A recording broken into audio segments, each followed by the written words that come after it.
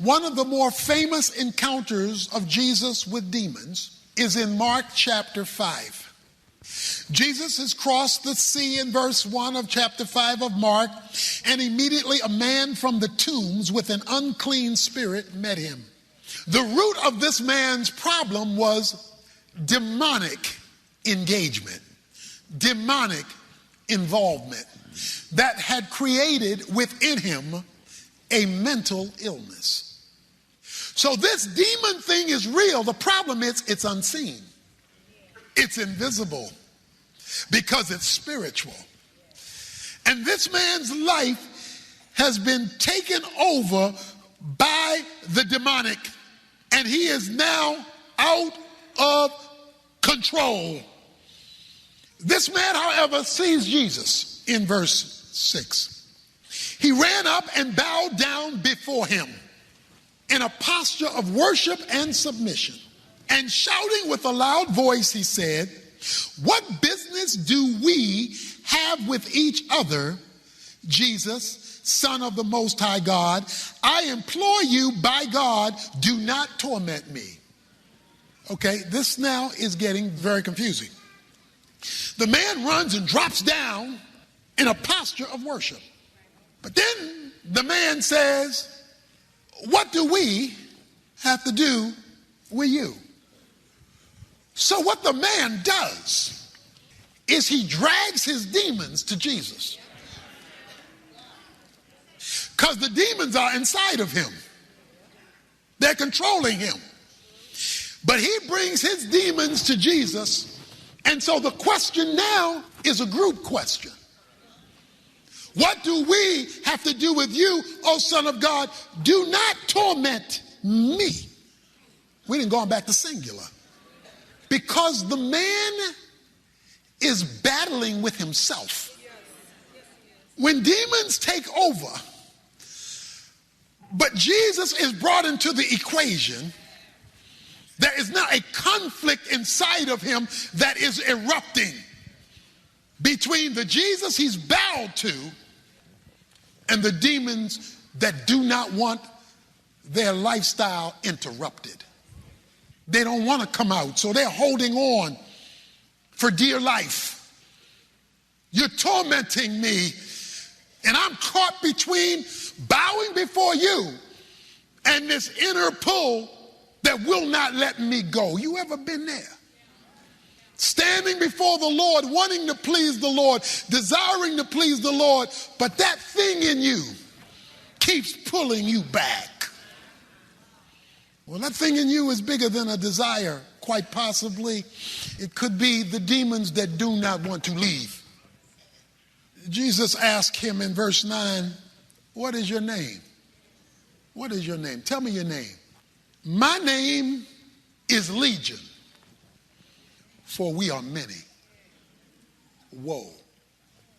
A legion was a group of up to 6,000 Roman soldiers. Up to 6,000 Roman soldiers made up a legion.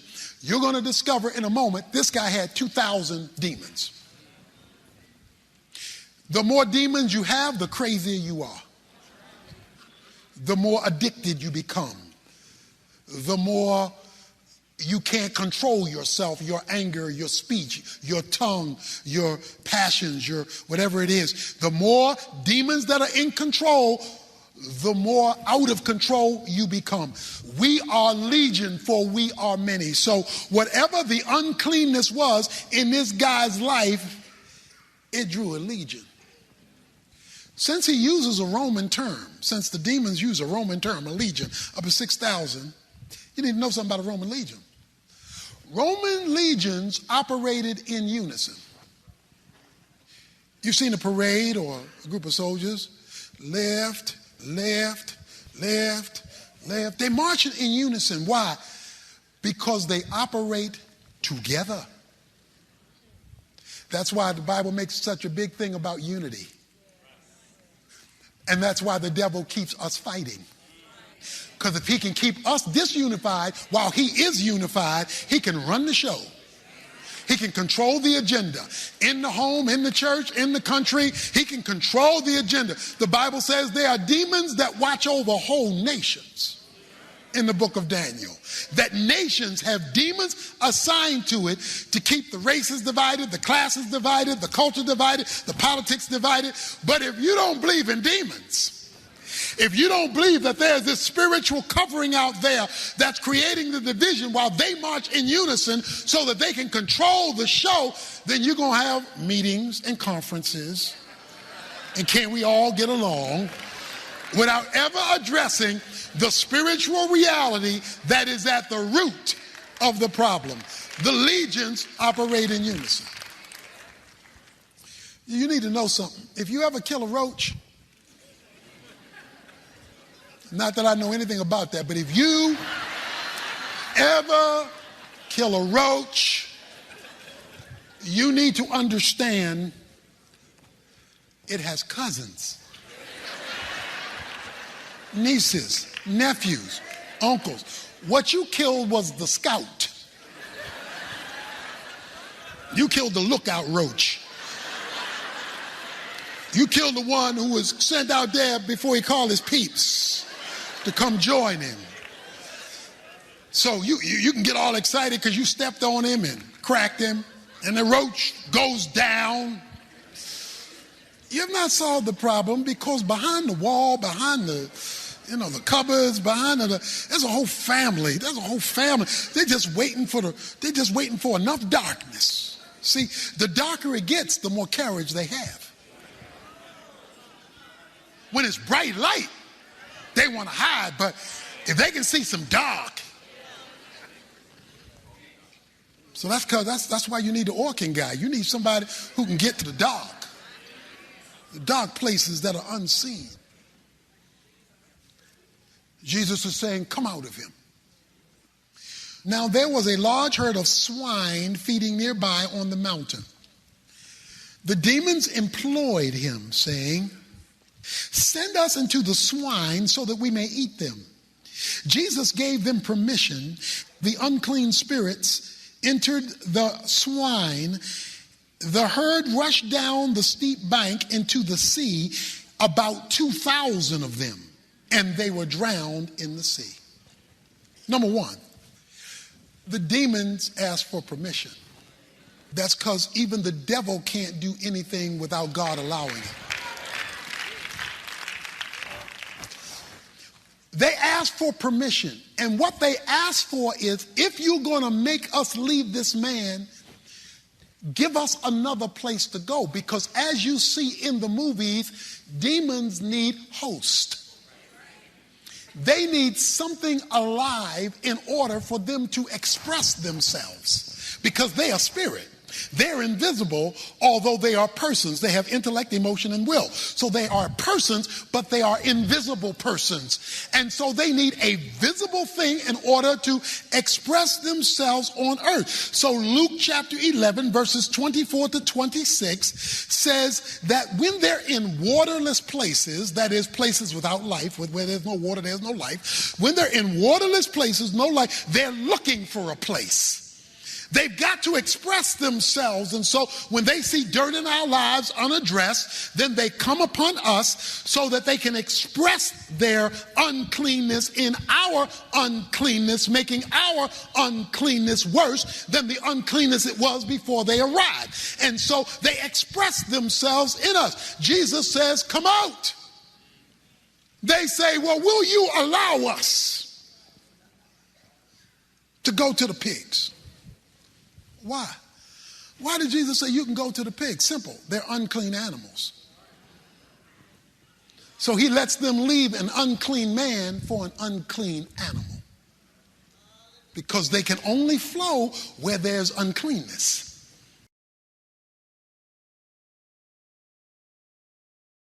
A few years ago, I had an infestation of bees in my bathroom. Dozens of them would be in the bathroom. So I call an exterminator over, and he finds a beehive in the attic. He destroys the beehive. I paid him, I thanked him, And I felt better. But a week later, I have now a new infestation of bees. I did the best I could. Then I paid a professional to do the best he could. And I'm still stuck with the same problem. An infestation of bees. A guy tells me about another guy who he says, I think he may solve your problem. I call this guy up. He comes over to my house. I said, I've been killing bees, and they keep coming. I had the exterminator who I paid, and they still coming. He said, your problem is neither you or the person you paid asked the right question. He said, y'all were doing the best you can, but the question was wrong. Is there a hive in the attic? The question is, how are they getting into the house? It's a different question. Because given enough time, if you don't solve how they're getting in, they'll just build another hive. That hive will produce more bees, and you will keep having to fix up your bathroom. So let's go outside and walk around your house. So I go outside with him and walk around the house, walk around the house, and then he says, he said, there's your problem. There's a pipe coming outside. Look up straight to the pipe entering the house. He says, you see that little space around the pipe that's open? He says, it's a little tiny space, little tiny space. He told me, they don't need a lot of space. All they need is just a little bit of space, because if you give them a little bit of space, they know how to wiggle in that little bit of space and call their posse to come right behind them and set up a new hive so that it can now come down into your bath. They don't need a little space. He says, because that space has gone unaddressed, they feel free to enter your attic, which leads to them entering your bathroom. They feel free. So what we've got to do is we've got to close the gap. Because you've created what Paul calls an opportunity for the devil. We got to close that little space, even though it doesn't look like a big thing, even though it doesn't look like a deep thing, even though it doesn't look like anything worthy of your attention. They don't need much. And if you will just close that space, I think we will solve your problem. He went and got a little